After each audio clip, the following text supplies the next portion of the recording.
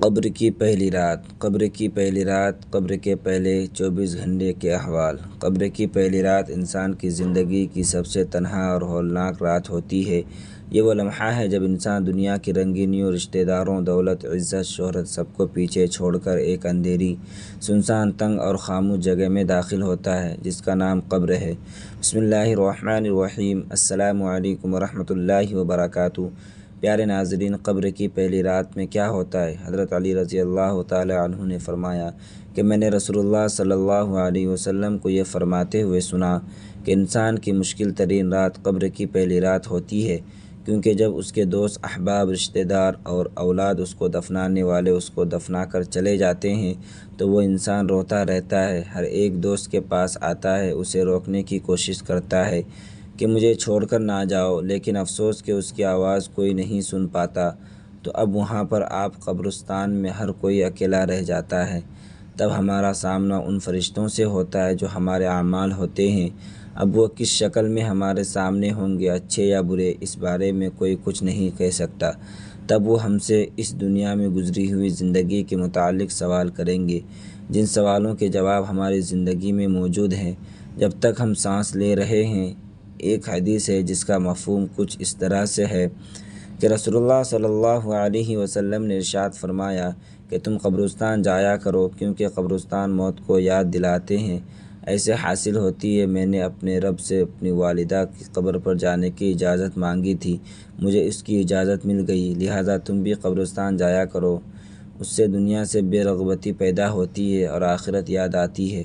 حضرت سیدنا سعید بن مسیب رضی اللہ تعالی عنہ فرماتے ہیں کہ ایک مرتبہ ہم حضرت علی مرتضیٰ کرم اللہ وجہہ کے ہمراہ مدینہ منورہ کے قبرستان گئے۔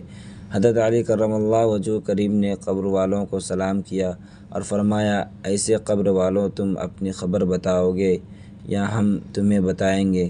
سیدنا سعید بن مسیب رضی اللہ تعالی عنہ فرماتے ہیں کہ ہم نے قبر سے وعلیکم السلام ورحمۃ اللہ وبرکاتہ کی آواز سنی۔ کوئی کہہ رہا تھا کہ اے امیر المؤمنین، آپ بھی خبر دے دیجئے کہ ہمارے مرنے کے بعد دنیا میں کیا ہوگا۔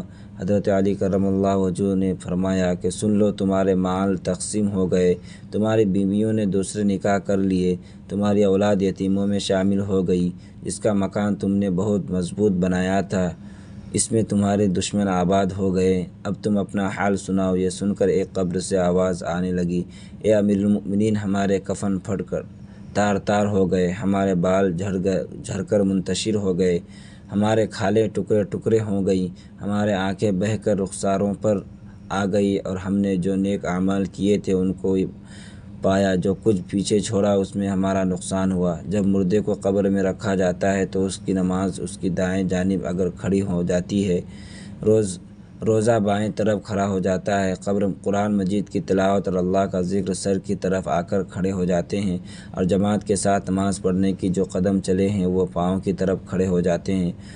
اس کا عذاب اس قبر میں اپنی گردن نکالتا ہے اور مردہ تک پہنچتا ہے، اور اگر وہ دائیں طرف آتا ہے تو اس کی نماز کہتی ہے، پری ہٹ، خدا کی قسم، یہ شخص دنیا میں بہت مشقت اور مصیبت اٹھا رہا تھا، ابھی ذرا آرام سے سویا ہے، پھر عذاب بائیں طرف آنا چاہتا ہے تو روز اس طرح سے ہٹا دیتا ہے کہ پھر وہ سر کی طرف سے آتا ہے تو تلاوت قرآن مجید، ذکر الہی اس کو روک دیتے ہیں، تیرا راستہ نہیں۔ غرض یہ ہے کہ وہ جس طرف سے بھی آنا چاہتا ہے اس کو راستہ نہیں ملتا۔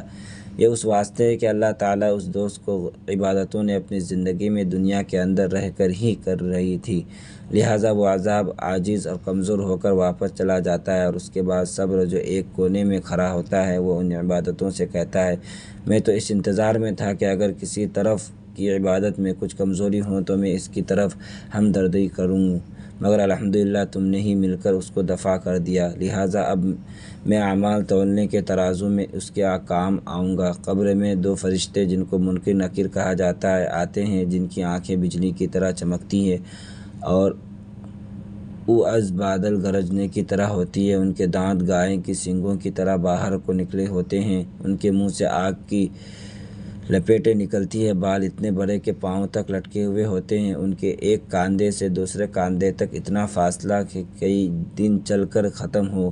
مہربانی اور نرمی ان کے پاس سے بھی نہیں گزرتی، لیکن سختی کا معاملہ مومنوں کے ساتھ نہیں کرتے، بلکہ پھر بھی ایسی ڈراؤنی شکل و صورت کی ہیبت ہی کم کیا ہے۔ ان دونوں کے ہاتھ ایک بہت بڑا لوہے کا ہتھوڑا ہوتا ہے، جس کو اگر تمام دنیا کے جن اور انسان مل کر اٹھانا چاہے تو اٹھا نہ سکے، بلکہ ہلا بھی نہ سکے، اور آ کر مردے سے کہتے ہیں بیٹھ جا مردہ، وہ ایک دم اٹھ کر بیٹھ جاتا ہے، کفن اس کے سر سے پیچھے سرکا دیا جاتا ہے۔ وہ سوال کرتے ہیں تیرا رب کون ہے، تیرا دین کیا ہے، تیرا نبی کون ہے؟ اگر مردہ نیک ہوتا ہے تو کہتا ہے میرا رب اللہ ہے جو واحد لا شریک ہے، میرا دین اسلام ہے، میرے نبی حضرت محمد صلی اللہ علیہ وسلم۔ یہ سن کر وہ دونوں کہتے ہیں کہ سچ کہا تو نے۔ اس کی قبر کی دیواروں کو سب طرف سے ہٹا دیا جاتا ہے، جس سے وہ چاروں طرف سے بہت وسیع ہو جاتی ہے۔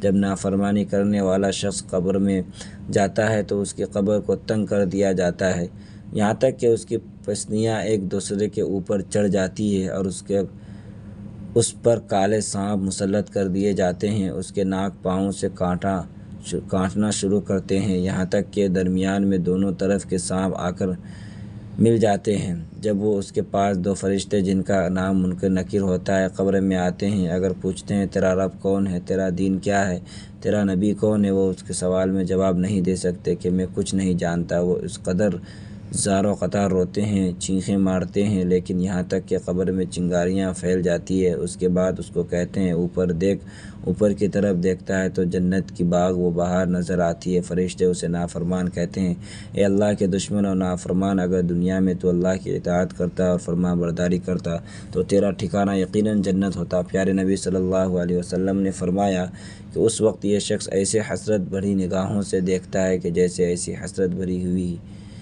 ہی نہیں۔ حضرت علی رضی اللہ تعالی عنہ کی خدمت میں ایک لگا خس حاضر ہوا اور کہا کہ اے امام علی، قبر میں انسان کی پہلی رات کیسے گزرتی ہے؟ تو حضرت علی رضی اللہ تعالی عنہ نے فرمایا کہ میں نے اللہ کے رسول صلی اللہ علیہ وسلم سے سنا ہے کہ انسان کی سب سے مشکل رات قبر کی پہلی رات ہوتی ہے، جب دوسرے انسان میں اس کے دوست، عزیز و اقارب، رشتہ دار اسے دفنا کر چھوڑ کر چلے جاتے ہیں تو وہ انسان روتا رہتا ہے، ہر ایک دوست کے پاس آتا ہے اور اسے روکنے کی کوشش کرتا ہے کہ مجھے چھوڑ کر نہ جاؤ، لیکن افسوس کہ اس کی آواز کوئی نہیں سنتا۔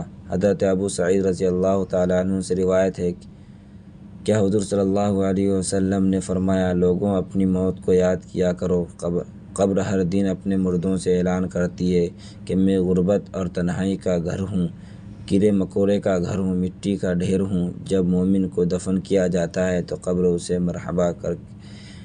مرحبا کے کر خوشخبری دیتی ہے کہ میری پشت پر چلنے والوں میں سے تو بڑا محبوب تھا، آج میں تیری ہو گئی اور تو میرے پاس آ گیا، آج میرا احسان دیکھ۔ یہ کہہ کر قبر کشادہ ہو جاتی ہے اور جنت کا دروازہ کھول دیا جاتا ہے، جہاں سے اس کو تازی ہوائیں آتی ہے۔ حضرت ابو ہریرہ رضی اللہ تعالیٰ عنہ کا بیان ہے کہ حضور اکرم صلی اللہ علیہ وسلم ایک جنازے میں شریک تھے اور میں بھی آپ صلی اللہ علیہ وسلم کے ہمراہ تھا۔ آپ ایک قبر پر بیٹھ گئے اور فرمایا کہ یہ قبر ہر روز بآواز بلند کہتی ہے کہ آدم کی اولاد تو کیوں مجھے بھول گیا؟ کیا مجھے یہ معلوم نہیں کہ میں تنہائی کا گھر، غربت کا گھر، وحشت کا گھر اور کیڑے مکوڑے کا گھر ہوں؟ مگر اللہ جس کے لیے کشادگی کا حکم فرمائے گا اس کے لیے کشادہ ہو جاؤں گی۔ اس کے بعد آپ صلی اللہ علیہ وسلم نے فرمایا قبر تو یا جنت کا چمن ہے یا تو پھر آگ کا ایک تندور۔ حضور اکرم صلی اللہ علیہ وسلم نے فرمایا کہ مردہ جب قبر میں رکھا جاتا ہے تو قبر اسے کہتی ہے اے ابن آدم، تو ہلاک ہو، تجھے کس چیز نے مجھ سے دھوکے میں رکھا؟ کیا تجھے معلوم نہ تھا کہ میں کیڑے مکوڑے کا گھر ہوں؟ تجھے کس چیز نے مجھ سے بہکا کر نڈر کر دیا اور تو میری پشت پر بہت اکڑ کر چلتا تھا؟ اگر وہ مردہ نیک ہوگا تو جواب دینے والے اسے جواب دیں گے کہ اے قبر تو دیکھ تو صحیح اس کے اعمال کیسے ہیں، یہ اچھائی اختیار کرتا تھا اور برائی سے دور رہتا تھا۔ یہ سن کر قبر کہتی ہے بے شک یہ نیک تھا، اب میں اس کے لیے سرسبز ہو جاتی ہوں۔ مردے کا جسم اس وقت منور ہو جاتا ہے اور اس کی روح اللہ تعالیٰ کی طرف بھیج دی جاتی ہے۔ حضرت عبداللہ بن عبید رضی اللہ تعالیٰ عنہ سے روایت ہے کہ حضور صلی اللہ علیہ وسلم نے فرمایا کہ مردہ قبر میں پیشتا اور ان لوگوں کے گھروں کی آواز بھی سنتا ہے جو اس کے ساتھ جنازے میں گئے ہوں۔ مردے سے اس کی قبر کہتی ہے کہ ابن آدم تیری ہلاکت ہو، تو نے میری تنگی، بدبو اور کیڑے مکوڑوں کا خوف نہیں کیا، اس لیے تو نے ان چیزوں سے بچنے کے لیے تیاری نہ کی۔ بدعمال مردے سے قبر کہتی ہے کہ تو نے میری تاریکی، میری وحشت، میری تنہائی اور میری تنگی، میرا غم تجھے یاد نہیں رہا۔ اس کے بعد قبر اس کو جکڑ لیتی ہے اور فرشتے اس کو ہتھوڑوں سے ایسے مارتے ہیں کہ اس کی پسلیاں ادھر کی ادھر ہو جاتی ہے۔ پھر دوزخ کی کھڑکی اس پر کھول دی جاتی ہے اور وہ مردہ حشر تک اس عذاب میں مبتلا رہتا ہے۔ مرنے کے بعد ہر مردے کو صبح اور شام اس کا ٹھکانہ دکھایا جاتا ہے۔ فرشتے جنتی کو جنت دکھا کر خوشخبری دیتے ہیں اور دوزخی کو دوزخ دکھا کر اس کی حسرت اڑاتے ہیں۔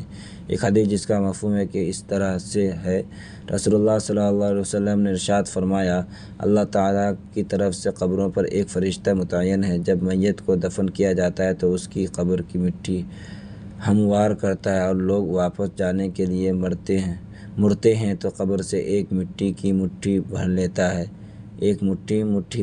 ہے، لوگوں پر پھینک دیتا ہے اور کہتا ہے اس دنیا کی طرف واپس چلے جاؤ۔ قبر کی پہلی رات کے لیے ہمیں ابھی بھی سے تیاری کرنی چاہیے۔ نماز، روزہ، سچائی، امانت، حسن اخلاق، والدین کی خدمت، قرآن سے تعلق اور رسول اللہ صلی اللہ علیہ وسلم سنت پر عمل، یہی وہ اعمال جو قبر کی روشن، کشادہ اور آرام دہ بنتا ہے۔ اللہ تعالی ہمیں نیک اعمال کرنے اور قبر کی ہولناک سے بچنے کی توفیق عطا فرمائے، آمین۔ اللہ تعالی ہم سب کو صحیح سمجھ عطا فرمائے، مرنے سے پہلے مرنے کی تیاری کرنے کی